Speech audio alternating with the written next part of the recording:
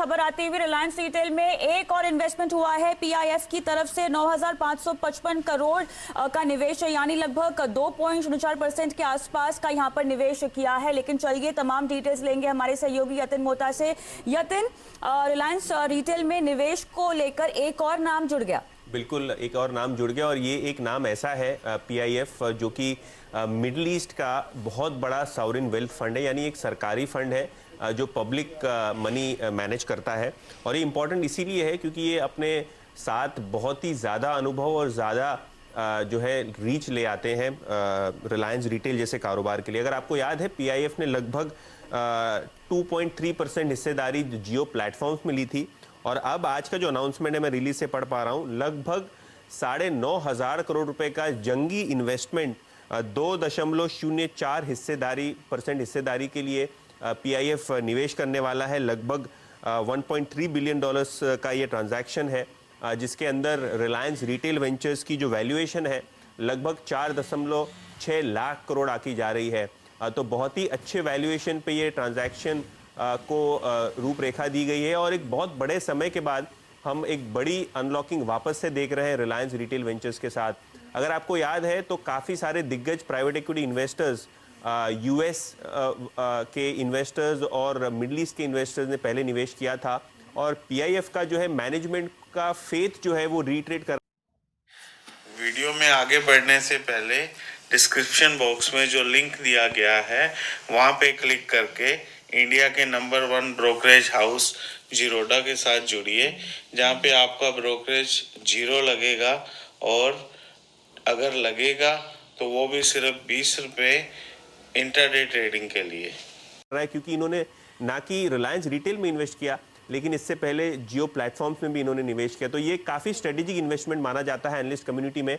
और क्लियरली जिस हिसाब से शेयर में हमने करेक्शन देखा है, ये वैल्यूएशन की अनलॉकिंग जो हमको रिलायंस रिटेल में दिख रही है, कहीं ना कहीं वो कल के सत्र में काफ़ी इंपॉर्टेंट रहेगी रिलायंस इंडस्ट्रीज के शेयर्स के लिए भी। बिल्कुल स्ट्रैटेजिक इन्वेस्टमेंट दिखाई दे रही है, लेकिन अब पीआईएफ का जो नाम जुड़ गया है यहाँ पे रिलायंस रिटेल में, इसमें पूरे निवेश का अगर हम इनका बुके देखें तो क्या यूएसपी उभर के आ रही है? तो देखिए, अगर आपको याद है जब जियो प्लेटफॉर्म्स के साथ फेसबुक ने साझेदारी की थी, उन्होंने ये कहा था कि रिलायंस रिटेल वेंचर्स भी इस ट्रांजैक्शन का पार्ट रहेगा, व्हाट्सएप भी ये ट्रांजैक्शन का पार्ट रहेगा, क्योंकि जिस हिसाब से मुकेश अंबानी जी ओवरऑल प्लेटफॉर्म एक ऐसा यूजर फ्रेंडली प्लेटफॉर्म क्रिएट करना चाहते हैं जहां कस्टमर और छोटे छोटे फुटकर व्यापारी और छोटे छोटे रिटेलर्स अपने प्रोडक्ट्स आके प्रेजेंट कर सकें। ये एक बड़ा मेरे हिसाब से टेलविंड होगा रिलायंस रिटेल के लिए, क्योंकि जिस हिसाब से वो मार्केट प्लेस में आज आ रहे हैं अमेजॉन और फ्लिपकार्ट जैसे बड़े ब्रांड्स के साथ कॉम्पीट करने के लिए, तो मुझे लगता है जिस हिसाब से जियो प्लेटफॉर्म्स के पास एक एग्जिस्टिंग कस्टमर बेस है, व्हाट्सएप के पास एक एग्जिस्टिंग कस्टमर बेस है और फेसबुक के पास जो टेक्नोलॉजी और एनालिटिक्स है, उससे कहीं ना कहीं रिलायंस रिटेल के प्लेटफॉर्म को एक बड़ी फॉरवर्ड अगर मैं कहूँ तो एक अपॉर्चुनिटी मिल सकती है इंडियन मार्केट्स के लिए। और ये छोटे व्यापारियों को भी साथ में लेके चल रहे हैं, जिससे कॉम्पिटिटिवनेस जो है मार्केट में अच्छी इंप्रूव होगी और कस्टमर को भी फायदा होगा। और यही सारा जो ढांचा है देख के मुझे लगता है पीआईएफ का एक जंगी 9,500 करोड़ रुपए का इन्वेस्टमेंट का डिसीजन लिया जा रहा है और आज अनाउंस हुआ है।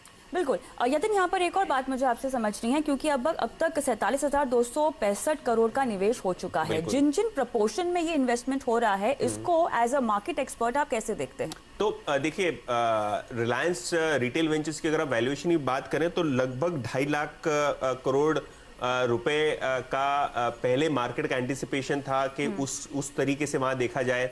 लेकिन जब चेयरमैन ने ये कहा रिलायंस इंडस्ट्रीज के कि यहाँ हम लोग आईपीओ लाने वाले हैं, हम लोग इसको स्केल अप करने वाले हैं, फ्यूचर रिटेल के साथ भी ट्रांजैक्शन हुआ, उसके बाद जो एंटरप्राइज वैल्यू है पूरे बिजनेस का लगभग 4.5 लाख करोड़ के ऊपर हमको देखने को मिल रहा है। तो बहुत ही जबरदस्त छोटे समय में हमने वैल्यूएशन को अप्रिशिएट होते देखा है पिछले 1-2 सालों में। और 4.5 लाख करोड़ का अगर आप वैल्यूएशन रिलायंस रिटेल वेंचर्स को दें और उससे थोड़ा ऊपर अगर आप जियो प्लेटफॉर्म्स को दें, तो ये दो एसेट्स मिलके ही लगभग 10 लाख करोड़ का वैल्यूएशन रिलायंस इंडस्ट्रीज को पास ऑन करते हैं। और जैसे कि पहले हमने रिलायंस इंडस्ट्रीज के ईजीएम में भी सुना है कि कहीं ना कहीं ये दोनों बिजनेसेस रिलायंस जियो और रिलायंस रिटेल वेंचर्स, ये दो कंपनी के आईपीओ या लिस्टिंग पे भी विचार होगा, जो एक बड़ा अनलॉकिंग होगा। तो मेरे हिसाब से ये सारा जो सेटअप है, मैं मानना ये चाहूँगा कि रिलायंस इंडस्ट्रीज के लिए काफी इंपॉर्टेंट है और उनके शेयर होल्डर्स के लिए काफी इंपॉर्टेंट है। बिल्कुल, आप हमारे साथ बने रहें, लेकिन वो तमाम दर्शक जिन्होंने अभी अभी टीवी ऑन किया है और ये बड़ी ब्रेकिंग न्यूज़ देख रहे हैं, उन सबको हम बताना चाहते हैं कि रिलायंस रिटेल के निवेश बुके में एक और नाम जुड़ गया है पीआईएफ का, जहां पर 9,555 करोड़ का निवेश किया गया है, जो प्रपोर्शन है लगभग 2.04% का है। और इस निवेश के साथ अब जो कुल निवेश आ चुका है रिलायंस रिटेल के पास, वो लगभग 47,265 करोड़ का है। हम हमारे सहयोगी यतिन मोहता से यही समझ रहे हैं कि कैसे इस निवेश को बाजार देखेगा और अब जो पूरा इन्वेस्टमेंट पोर्टफोलियो है रिलायंस का, वो आगे कैसे बढ़ रहा है। जो ज्योग्राफिकल डाइवर्सिफिकेशन है तमाम निवेशकों के, इसको ये कितने मायने रखते हैं? देखिए कविता, थोड़े दिनों पहले हमने देखा था फ्यूचर रिटेल के साथ इन्होंने करार किया, पूरा ट्रांजैक्शन जो है अभी अंडर प्रोसेस है। तो अगर आप ग्रोसरी की बात करें तो रिलायंस रिटेल सबसे बड़ा ऑर्गेनाइज रिटेल प्लेयर बन जाएगा इंडिया का। और इसके अलावा अगर आप ऑनलाइन प्लेटफॉर्म और ऑनलाइन ट्रांजैक्शन जिस हिसाब से देश में हमने बढ़ते हुए देखे हैं, जियो का जो जियो मार्ट एप्लीकेशन है जहां आप जाके ग्रोसरीज और अपने खाने पीने की सामान जो है ऑर्डर कर सकते हैं, वो भी एक काफी इंपॉर्टेंट माना जाता है, क्योंकि इससे स्केल मिल सकती है, इससे रीच मिल सकती है। तो ऑनलाइन और ऑफलाइन दोनों ही जगह पे रिलायंस रिटेल का मार्केट शेयर फ्यूचर रिटेल के साथ ट्रांजैक्शन होने के बाद काफी बड़ा हो जाएगा। और अभी आगे चलते हुए जो ब्रिक एंड मोटर फॉर्मेट है, जो स्टोर फॉर्मेट है, उससे उभर कर कंपनी अभी एक ई कॉमर्स जायंट की तरीके से जानी जाएगी। और मेरे हिसाब से ये जो सारा निवेश लाया जा रहा है रिलायंस रिटेल में, वो कहीं ना कहीं ऑनलाइन अपॉर्चुनिटी को एड्रेस करने के लिए देखने को मिलेगी। और टियर 2 सिटीज और टियर 3 सिटीज जो छोटे क्षेत्र हैं इंडिया के, उनको कवर करने की कोशिश कहीं ना कहीं मैनेजमेंट करने को देखेगा। ऑलराइट, तो क्लियरली जो जिस भी तरह के निवेशक ज्वाइन हुए हैं, उनकी एक्सपर्टीज का इस्तेमाल तो किया ही जाएगा। और हम चाहते हैं कि दर्शकों को बाजार के दिग्गजों का भी एक व्यू देना चाहिए। क्या हमारे साथ मार्केट एक्सपर्ट गौरांग शाह जुड़ गए हैं? ओके, गौरांग, स्वागत है आपका सीएनबीसी आवाज पर। तो एक और बड़ी खबर आती हुई, जहां रिलायंस रिटेल में पीआईएफ ने निवेश किया है 9,555 करोड़ का। कैसे देखते हैं आप इस नाम को? धन्यवाद कविता आपका, और आप सभी को शुभ दिन हमारे तरफ से। तो मेरे ख्याल से और एक इतिहास और एक शिखर रिलायंस इंडस्ट्रीज ने हासिल किया है इस निवेश के जरिए रिलायंस रिटेल में। और जिस प्रकार से अभी विश्लेषण हमारे मित्र यतिन जी भी कर रहे थे, हमें लग रहा है कि ये बहुत जरूरी है, क्योंकि आने वाले समय में जिस तरीके से परिवर्तन हो रहा है तकनीक टेक्नोलॉजी को लेकर के, उसको ध्यान में रखते हुए ऑनलाइन ऑफलाइन की बिक्री और उसके साथ साथ ये जो फ्यूचर रिटेल का अधिग्रहण किया है, ये अगर आप पूरी तस्वीर सामने रखें और एक विश्लेषण लेना चाहे उसको, तो मेरा मानना है कि बहुत ही आगे बढ़ने वाला कदम है। और एक चीज बहुत जरूरी है यहाँ पर समझना कविता, कि आपकी वित्तीय परिस्थिति बहुत ही मजबूत होनी चाहिए जब आप इस प्रकार के शिखर पर खड़े हो। और हफ्ते 2 हफ्ते महीने भर में आपने इतना बड़ा लोगों को आकर्षित किया है, विदेशी निवेशकों को आपके कंपनी में आकर के रिटेल में या जियो में निवेश करने के लिए। तो मेरे ख्याल से ये एक अच्छा कदम है, और मैं उम्मीद रखता हूँ कि जो भी कदम आने वाले समय में आगे जा करके कंपनी लेगी इस दिशा में, वो काफी सक्षम साबित होगी रणनीति, और उसके लिहाज से शेयर धारकों को भी उसका फायदा होगा। गौरांग, एक सवाल मेरी तरफ से, यतिन जुड़ रहा हूं मैं बॉम्बे स्टूडियोज से।